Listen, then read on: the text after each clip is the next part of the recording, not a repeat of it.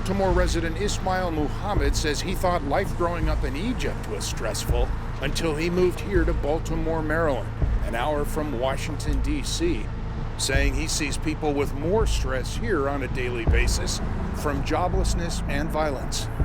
That often leads, he says, to debilitating cases of mental illness around him. Stress, he says he sees firsthand here as a family therapist. Muhammad saying he isn't surprised by a national study naming Baltimore the #3 stressed city in America behind Cleveland and Detroit. Baltimore City is the #3 stress in America. You read that? Yes. What do you think about that? True? It's true. They have a lot of people who are either dealing with violence or anxiety, depression. It's hard nowadays for anybody to find a job now. It's a lot of people losing their job, people working from home, people can't make money. Muhammad says other therapists here like him suffer from stress themselves, from the stressed residents they listen to every day. For example, after a mass shooting in Baltimore in the summer of 2023, in which 30 people were shot, 2 of them fatally. Family grief therapists say Muhammad had a very stressful week listening to the stories of victims. If you listen to the people, conversation, it really actually will make you cry, and it's very upsetting.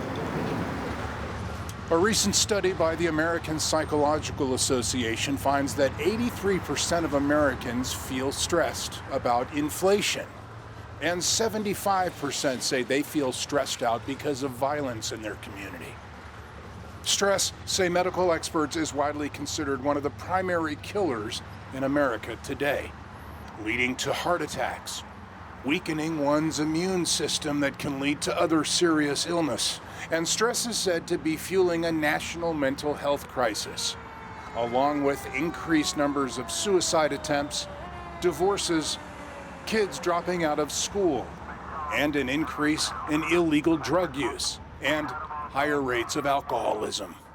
For example, Baltimore resident Jamie Imhoff says the stress of her career managing drinking establishments in town eventually led her to abusing alcohol for several years, to the point, she says, of passing out one day and being rushed here to Johns Hopkins Hospital, clinging to life. At 38. Yep, and I had cirrhosis of the liver, and I required a immediate liver transplant. How is your blood pressure? They saved my life. Did that contribute to the way you think about stress and how you deal with it? Yes, it did actually. Stress is probably the #1 most impacting thing on the immune system, period. Hopelessness, fear, anxiety, a little bit of that loss and confusion that leads to stress. When people are stressed out, they don't react to situations properly. They'll do things that they don't mean, and then they end up doing things that they regret, and then regret leads to even worse habits, such as like drinking, such as other dangerous behaviors. Jamie says she's remained sober in the 2 years since her liver transplant, nowadays volunteering with the Red Cross to help others. We're with the Red Cross. She says simply talking to people in person every day has dramatically lowered her stress level. Just the little things. I know it's crazy saying hi to your neighbor. Just taking yourself out of yourself for just a little bit every single day will help you build better habits to actually be less stressed. Psychologist Susanna Gallet is one of America's foremost experts on stress. Born in stressful times herself in Argentina, when as a child she was caught in the crossfire of revolution in the late 60s before migrating to the United States. And I remember hearing the machine gun shots from very close to our house. Dr. Galley says there are 2 major things in our lives that cause stress. One is loss, the other one is change. And when there is a loss, each person deals with it differently. But that is a stressor that I have seen can cause both physical and mental problems. For example, prison studies, she says, show that prisoners who've lost human contact with the outside world have developed debilitating stress levels. This is why when prisoners are put in isolation, for example, they suffer so much. And there have been experiments done. When people are in isolation with no stimulation, there is a point where they begin to hallucinate because there is that need to connect.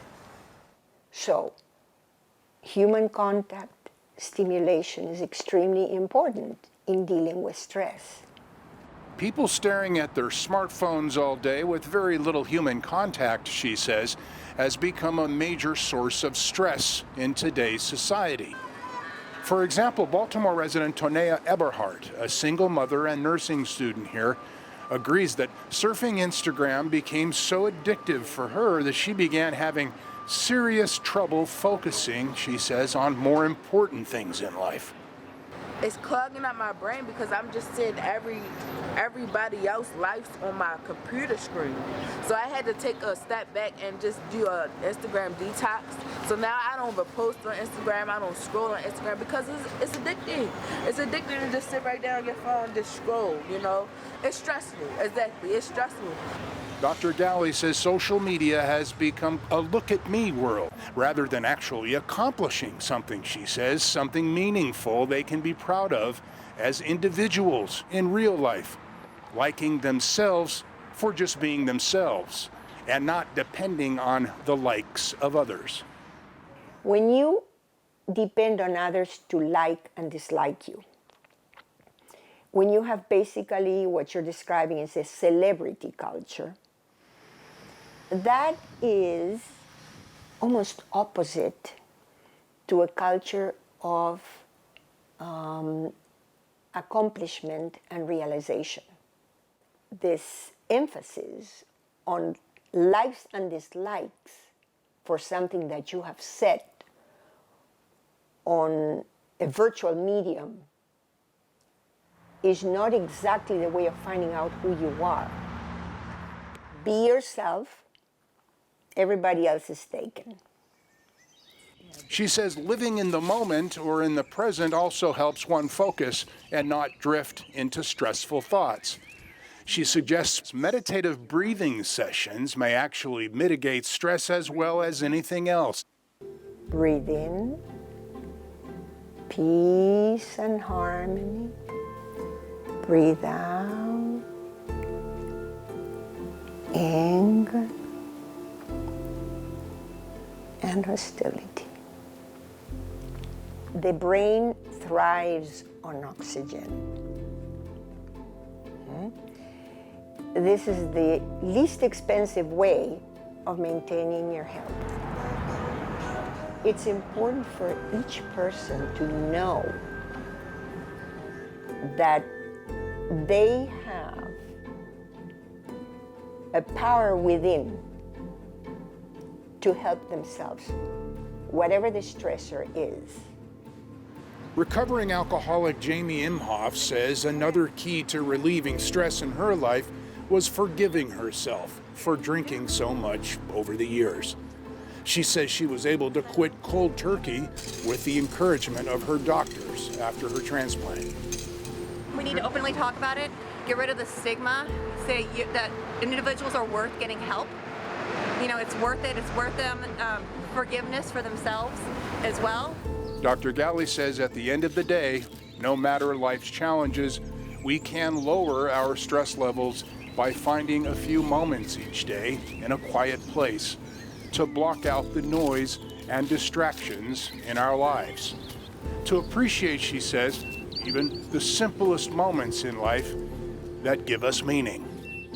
What's the most important thing in your life every day?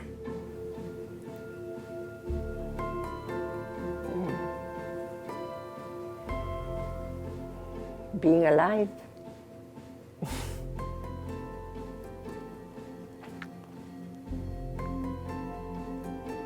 Being alive in every sense of the word.